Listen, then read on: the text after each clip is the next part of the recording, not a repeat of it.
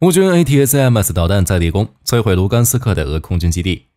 法国雄起率先向乌克兰派遣教官，与乌克兰签署双边安全协议的国家数量达到12个。荷兰开始牵头，倡议向乌克兰提供爱国者系统。乌克兰目前面临的困境还有哪些？精彩资讯即将开始。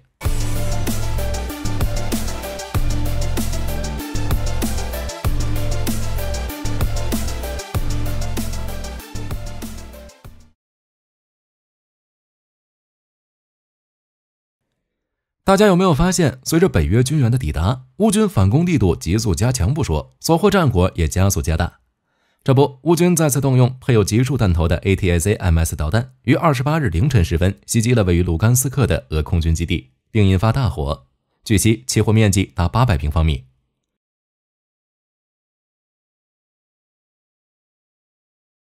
从流传的视频、图片看，乌军配有集束弹头的 ATACMS 导弹给俄军造成重大损失。若是再结合此前乌军 ATACMS 导弹摧毁大量俄军防空系统、雷达、指挥所、弹药库的战绩，火力军感觉在美制 ATACMS 导弹面前，俄军的 S300、S400 跟纸糊的一样，无法进行有效拦截。同时也再次让火力军见识到了俄军说大话的本质。要知道，在俄乌战争爆发前，想买俄军的 S400，不仅要用美元，而且还要听俄罗斯的话，关系要好。几乎是谁能买到 S400，谁就倍儿有面儿。比如印度冤大头2018年花了54.3亿美元买了5套 S400， 土耳其更是不惜和美国翻脸，不买 F35 也要引入 S400。要知道，土耳其可是参与 F35 联合开发的国家，按照协议，部分 F35 零部件是要在土耳其生产的。土耳其不但能从大卖的 F35 经济上分得利润，还能借此提高制造业科技水平。但谁让俄罗斯宣传好呢？让土耳其总统觉得 S400 是防空导弹神器，非 S400 不买。结果土耳其死敌希腊，悄然把 F16 更换成了 F35。在两国军事对峙的时候，希腊这个只有1000万人口的小国，直接把号称北约第2军事强国的土耳其压得死死的，只能被动享受。在俄乌开战后不久，俄军的 S400 有接连被乌军原点导弹击毁。S400 连苏联这种射程短、速度慢的老旧导弹都没拦住。火力军真好奇当时土耳其和印度总统是啥心理活动。如今随着北约先进导弹进入乌克兰，俄军 S400 更是惨不忍睹。防守克里米亚几乎被乌军导弹和无人机打成了筛子。防守其他各地也是接连被摧毁军事基地、弹药库、雷达等高价值目标。可见再好看的数据终是纸上谈兵。此外，北约军援正在加大，若是俄军今后无法有效拦截 ATACMS 导弹，在乌军的猛烈攻势下，俄军还真不一定能挡住。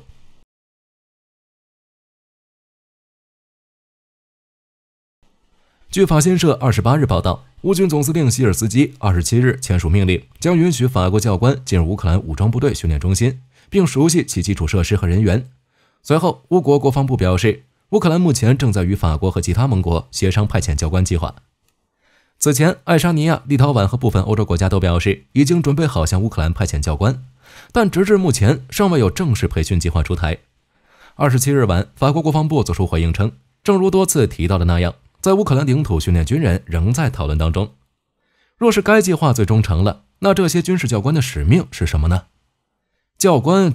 自然是教乌军士兵如何行军打仗、战斗技巧、战术和武器运用了。据说就连培训设备都是教官自带的，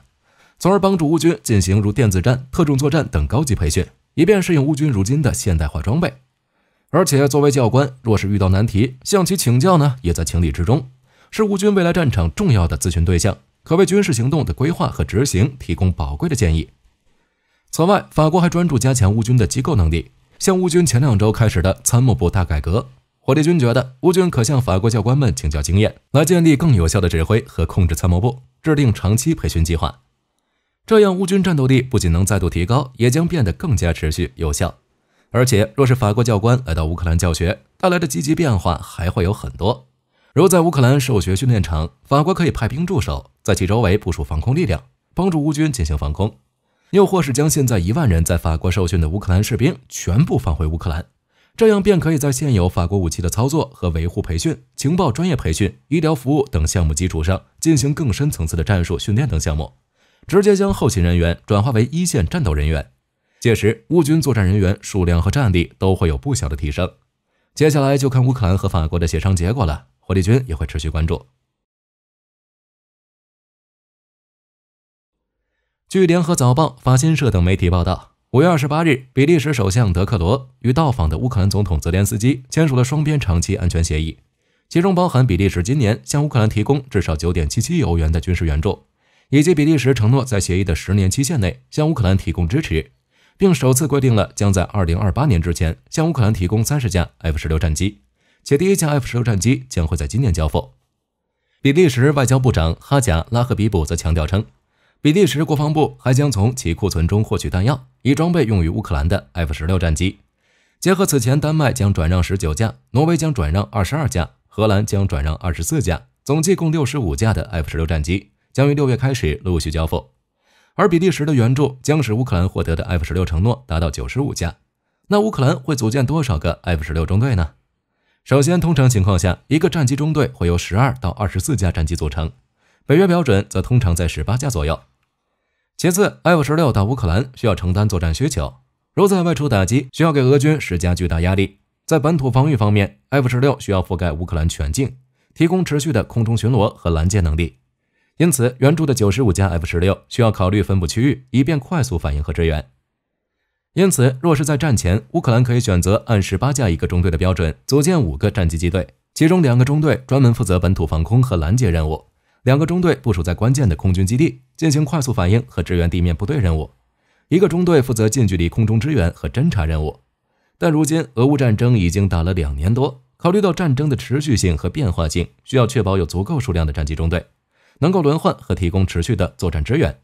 以及对乌克兰境内各个战略要地的安全保护，和对俄乌边境地区的持续侦察和打击能力。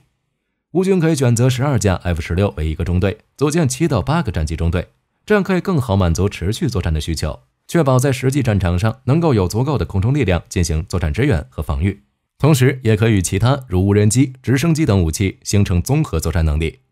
当然，以上这些只是火力军的建议，具体编制和部署细节还需乌军根据实际作战计划和战略需求进行进一步调整。除了比利时，葡萄牙也紧跟其后，其总理蒙特内格罗在里斯本与泽连斯基同样签署了一项为期10年的双边安全合作协议。根据协议，葡萄牙承诺今年将向乌克兰提供至少 1.26 亿欧元的军事援助，并确认参加 F-16 战机和海军能力联盟，以及大火炮弹药采购、排雷和海上安全等计划，并支持乌克兰未来加入北约。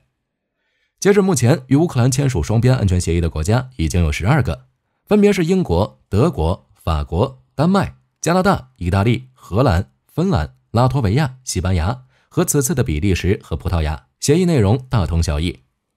另外一个值得注意的援助事项是荷兰开始牵头倡议向乌克兰提供爱国者系统。伴随俄军导弹肆无忌惮地袭击哈尔科夫目标，5月28日，荷兰国防部卡伊萨·奥隆格伦表示，将为乌克兰组装一套爱国者防空系统。荷兰将从自己的库存中提供核心部件，并呼吁其他有配件的国家为该项目贡献一份力量。可见，荷兰也开始拼命援助乌克兰了。一旦欧洲国家全力援助乌克兰，那俄军的机会之窗将越来越小。上次德国为乌克兰发起的防空倡议出力很大，但结果呢，并未让人满意。那这次荷兰牵头，结果能达到预期吗？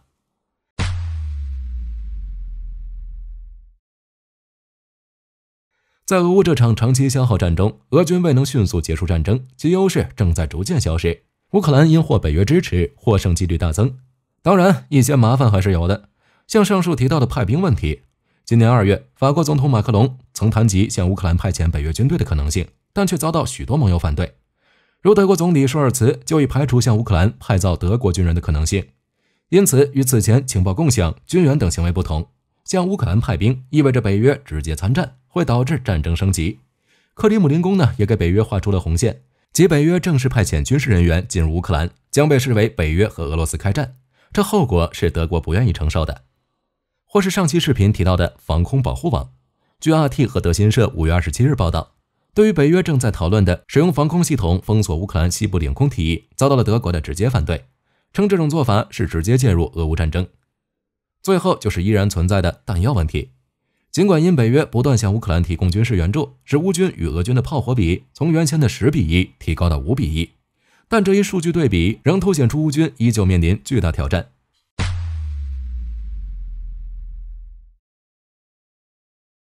为了快速消耗欧美军援和向乌军防线提供压力，俄军使出了人海战术，迫使乌军弹药面临巨大需求。而为了避免高消耗导致弹药短缺，乌军就限制了弹药的使用。如乌军第57旅的炮兵部队，为了节省弹药，就限定每个敌军目标只能发射1到3发炮弹进行打击，这自然引起了乌军士兵的抱怨。在此前，俄军每发射10发炮弹，乌军才能回击1发。现在虽然在欧美军援帮助下将比例提高到了5比1，但弹药供应依旧有限。据乌克兰基辅邮报援引英国天空电视台报道，目前俄罗斯军工企业生产炮弹的速度是欧美国家的3倍还多，而成本则只有这些国家成本的1/4。报道称，尽管乌克兰的盟友拥有更大的经济体量，但他们目前在炮弹生产率方面明显落后于俄罗斯。据悉，欧美国家加起来每月能生产约10万枚炮弹，而俄罗斯的工厂目前每天就能生产1万到2万枚弹。有时在朝鲜的援助下，这种产出可以达到每天6万枚，且能24小时全天候运营。据贝恩咨询公司预计，2024年俄罗斯将生产大约450万枚炮弹，而欧盟和美国则合计生产约130万枚炮弹。此外，俄罗斯使用的152毫米炮弹生产成本也明显低于北约的同级炮弹成本。俄罗斯152毫米炮弹的平均成本为每枚1000美元，而平均155毫米炮弹的价格平均每枚达4000美元。总体而言，欧美国家的炮弹生产能力无法满足乌军的需求，且仍低于俄罗斯的生产水平，这是什么原因导致的呢？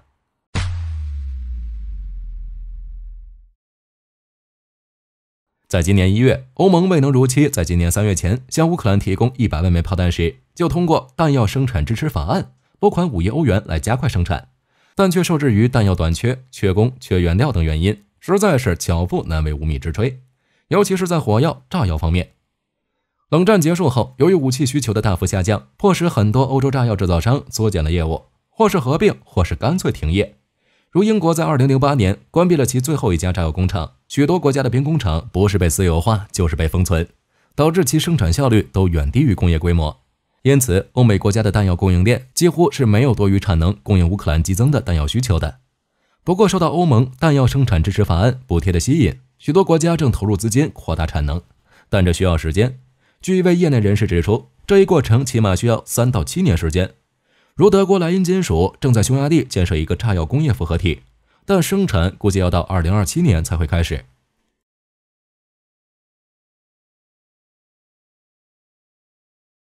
根据相关报道，近日法国武装部表示，杜兰达尔演习期间，法国进行了现代化的 ASMPAR 空射巡航弹的训练和发射。在这次发射过程中，测试了计划中的首次评估发射。这款导弹首次用于模拟部队作战和正式战斗使用的全面演习。在演习中，不仅确认了技术特征，还解决了作战使用的问题。ASMPAR 导弹搭载的是一支作战部队的达索阵风战斗轰炸机。这次演习计划包括了展示飞机和导弹组成的系统，能够形成的作战半径。展示期间 A330 PHENIX 加油机参与协同，但这次演习中发射线的飞行范围并没有进行报道。ASMPAR ALCM 飞行是由雷达系统跟踪，并按照计划进行，在法国的一个实验场上空投下了1枚导弹，根据划定的路线在另一个训练场击中预定目标。通过观察，这个导弹携带的是惰性弹头，而不是标准核弹头。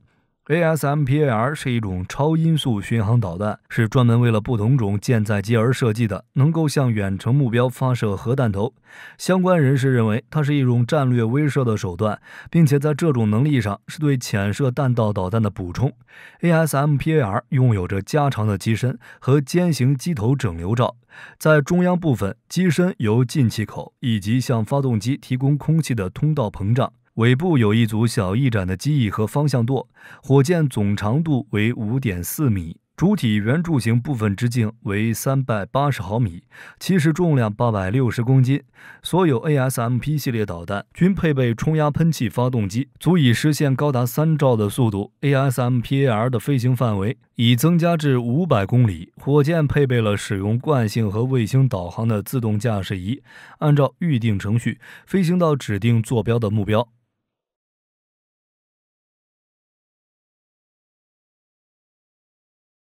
根据相关报道，近日有消息称，菲律宾接收了从土耳其航空航天订购的6架 T-129战斗机中的最后2架。这个时间比预期的计划晚了大约1年。这批飞机将被用于菲律宾的地平线2的计划中。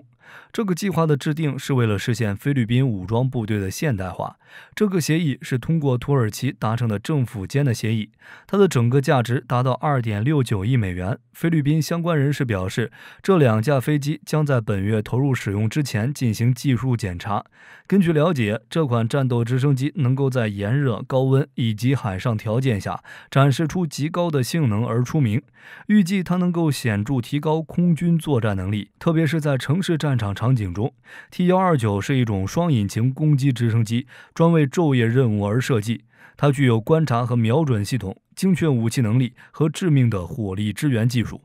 菲律宾军方正在重新调整其现代化计划，以应对附近水道产生的紧张关系。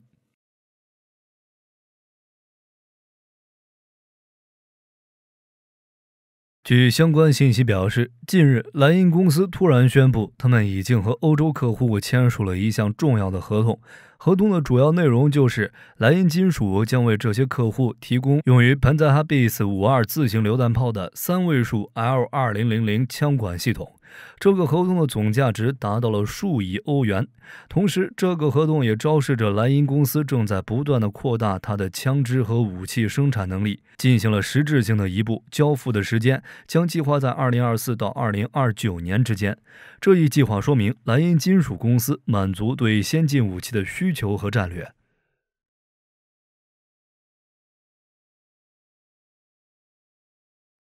据最新相关消息，近日 Factory 表示，在意大利海军计划的10艘 F-21MM 系列中，最后一艘 Emilio Banch 在 River Tavegoso 造船厂下水。和其他 F-21MM 一样， Emilio Banch 的特点是具有灵活性比较高的部署能力，并且能够在所有战术情况下作战。它全长144米，宽19.7米，满载排水量约6700吨，速度超过27节，最大载客量约为200人。它是由联合军备组织管理、意大利法国国际合作协议的一部分。好了，本期节目到这里就结束了。大家觉得法国是否能和乌克兰达成协议，向乌军派遣教官呢？95架 F-16究竟会组建几个中队呢？欢迎大家在评论区留言。我是火力军，下期再见。